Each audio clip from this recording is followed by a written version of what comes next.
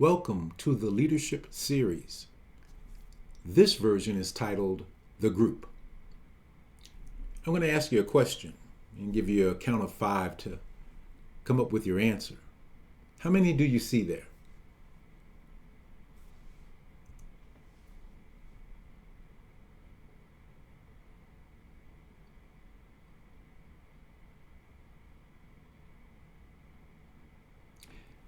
If you said 40, that would be incorrect. Actually, there are 41.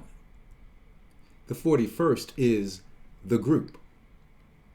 I'm sharing this with you because many times we as leaders forget that there is always an additional entity that we need to be mindful of and lead.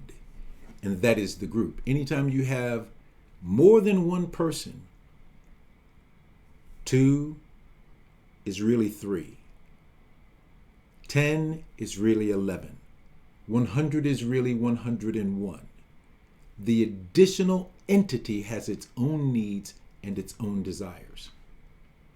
And it has power. Let's look at some examples of the power of the group. First, during Black Lives Matter, we saw this happen over and over again. I need to say to you that some of those people perpetrating the behavior were upright, upstanding, good citizens, good neighbors. They got caught up in the group. The same here. Same reason.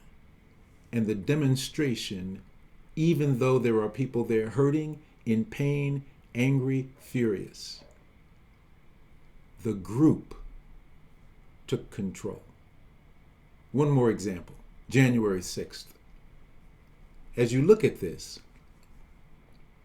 well-meaning, upright, upstanding citizens just demonstrating until the group shifts.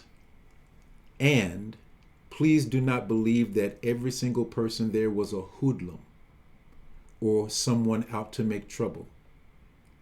Some of them, unfortunately, are going to spend time in jail because they got caught up when the group took over.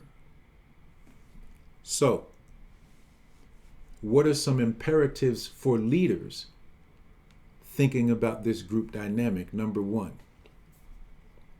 remember, if you have more than one person, no matter how many you do have, there's always one additional, and it has its own needs. If you are oblivious to that, you will not be able to lead your team effectively. Also, the group affects individual behavior. It does, both positively and negatively. The question isn't whether or not that's happening. The question is whether or not you as leader know how to lead the entity, the group. Negative attitudes and behaviors. It can infect all the good that's going on. You've heard the phrase, one rotten apple can spoil the entire bunch.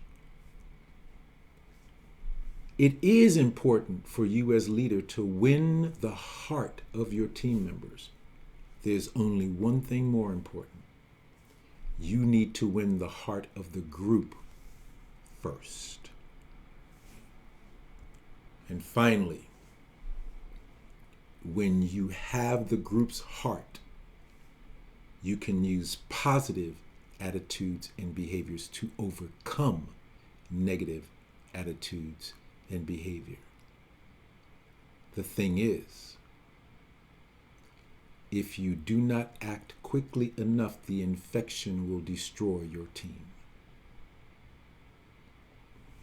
You must do something as soon as negative attitudes or negative behaviors pop up. Otherwise, you'll be fighting a losing battle. Let's talk.